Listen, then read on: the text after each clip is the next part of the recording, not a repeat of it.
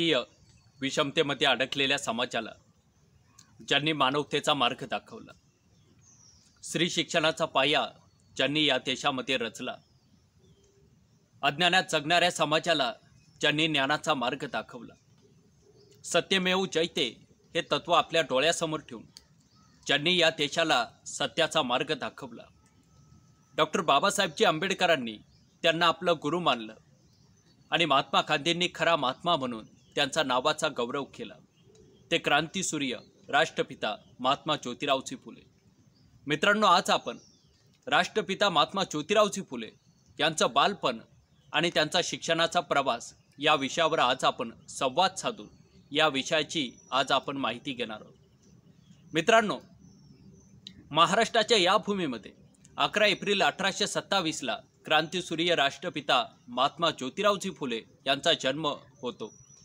आणि मित्रांनो, ज्योतिरावांचा जन्म ज्यावेळेस या महाराष्ट्राच्या भूमीमध्ये झाला त्यावेळेस मित्रांनो ही महाराष्ट्राची भूमी जातीय विषमतेमध्ये अडकलेली होती.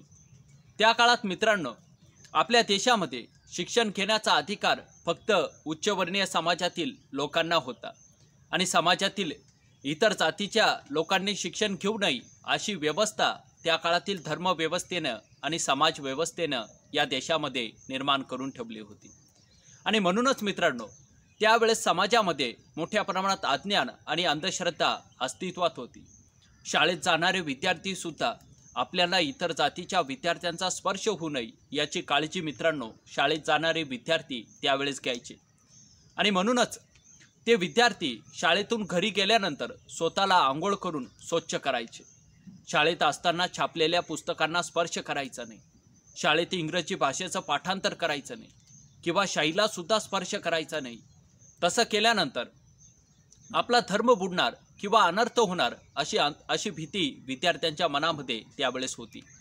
आणि मित्रांनो अशा काळामध्ये राष्ट्रपिता महात्मा ज्योतिरावजी फुले यांचा जन्म या महाराष्ट्राच्या भूमीमध्ये होतो.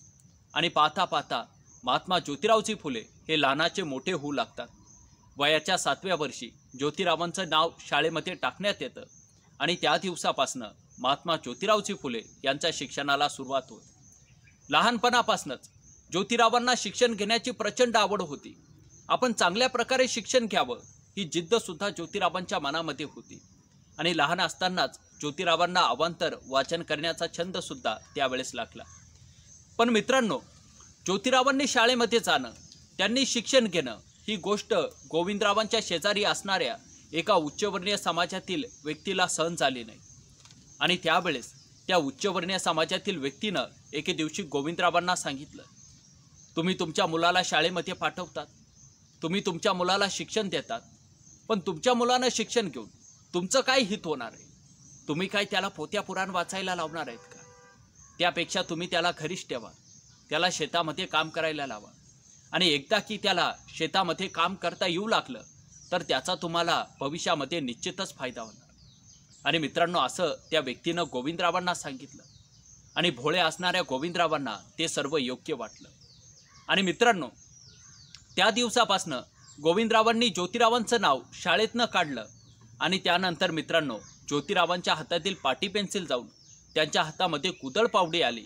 आणि त्यानंतर मित्रांनो ज्योतिराव आपल्या वडिलांसोबत शेतामध्ये काम करू लागले, शेतामध्ये काबाड कष्ट करू लागले. पण शेतामध्ये काम करत असताना सुद्धा ज्योतिरावांनी आपल्या अभ्यासाकडे दुर्लक्ष केलं नाही. दुपारी विश्रांतीचा वेळ ज्योतिराव आपल्या अभ्यासासाठी देत होते. जणू काही मित्रांनो ज्योतिरावांनी शाळेमध्ये जावं, त्यांनी शिक्षण घ्यावं आणि शिक्षण घेऊन त्यांनी या देशातील सामाजिक विषमता नष्ट करावी.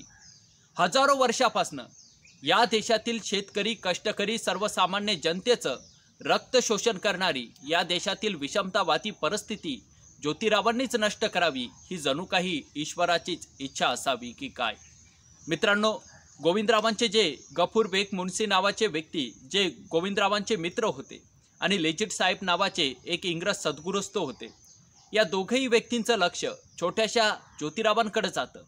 आणि ज्योतिरावांच्या मनामध्ये जी शिक्षण घेण्याची तळमळ होती, ज्योतिरावांची जी जिद्द होती, ती जिद्द या दोघंही व्यक्तींच्या लक्षात येते. आणि मित्रांनो त्यावेळेस या दोघंही व्यक्तींनी ठरवलं की ज्योतिरावांनी पुन्हा शाळेमध्ये जायला हवं. आणि त्यानंतर मित्रांनो या दोघेही व्यक्तींनी एक दिवशी गोविंदरावांची भेट घेतली आणि गोविंदरावांना या दोघेही व्यक्तींनी सांगितलं की तुम्ही तुमच्या मुलाला शाळेमध्ये पाठवायला हवं, त्यांना शिक्षण घेऊ द्यायला हवं. येणारा काळ हा शिक्षणाचा काळ आहे आणि म्हणून तुम्ही तुमच्या मुलाला पुन्हा शाळेमध्ये पाठवायला हवं. आणि मित्रांनो, त्यावेळेस या दोघेही व्यक्तींचे विचार गोविंदरावांनी मान्य केले आणि त्या दिवसापासून महात्मा ज्योतिरावजी फुले यांच्या शिक्षणाला पुन्हा सुरुवात होते. खरं तर वयाच्या 14व्या वर्षी ज्योतिरावजी फुले पुन्हा शाळेमध्ये जाऊ लागतात आणि मित्रांनो, ज्योतिरावांनी पुन्हा आपलं लक्ष अभ्यासाकडे केंद्रित केलं. खरं तर पाहता पाहता वर्गातील सगळ्यात हुशार विद्यार्थी म्हणून ज्योतिरावांनी आपला नावाचा ठसा वर्गामध्ये उमटवला आणि वर्गातील सर्वच विद्यार्थी ज्योतिरावांचे जिवलग मित्र झाले. खरं तर मित्रांनो, ज्योतिरावांचं लक्ष सुरुवातीपासूनच आपल्या शिक्षणाकडे तर होतंच, पण सोबतच शारीरिक व्यायाम करण्याकडे सुद्धा ज्योतिरावांचं लक्ष होतं. सकाळीच उठून मैदानावर जाऊन कसरत करणं असेल, दंड बैठका काढणं असेल किंवा पुण्यातील प्रसिद्ध असणारे लहुजी वस्ताद यांच्याकडे जाऊन तलवार चालवणं, दांडपट्टा फिरवणं याचं प्रशिक्षण सुद्धा ज्योतिरावांनी त्यावेळेस घेतलं. खरं तर वयाच्या 21व्या वर्षी ज्योतिरावांचं शालेय शिक्षण पूर्ण होतं आणि ज्योतिरावांचं शालेय शिक्षण पूर्ण झाल्यानंतर त्यांनी सगळ्यात आधी स्वतःला प्रपंचामध्ये आणि त्यानंतर या देशातील विषमतावादी परिस्थिती नष्ट करण्यासाठी ज्योतिरावांनी समाज सुधारणा करण्याचा संकल्प केल्याचं आपल्याला दिसून येतं. खरं तर मित्रांनो, लहानपणापासून ज्योतिरावांना जो अवांतर वाचन करण्याचा जो छंद लागला, तो छंद त्यांनी आयुष्यभर जोपासला. इंग्रजी भाषेतलं साहित्य असेल किंवा इतिहासाचं ग्रंथ असतील, या साहित्याचं त्यांनी आयुष्यभर वाचन केलं. आणि मित्रांनो, महात्मा ज्योतिरावजी फुले हे अजन्म विद्यार्थी असल्याचं आपल्याला दिसून येतं. खरं तर मित्रांनो, ज्योतिरावांच्या जीवनाबद्दल एवढीच माहिती या ठिकाणी सांगतो आणि थांबतो. मित्रांनो, हा व्हिडिओ तुम्हाला आवडला असेल तर व्हिडिओला नक्की लाईक करा. चॅनलवर नवीन असाल तर चॅनलला सबस्क्राईब करा. एवढाच आशावाद मनपूर्वक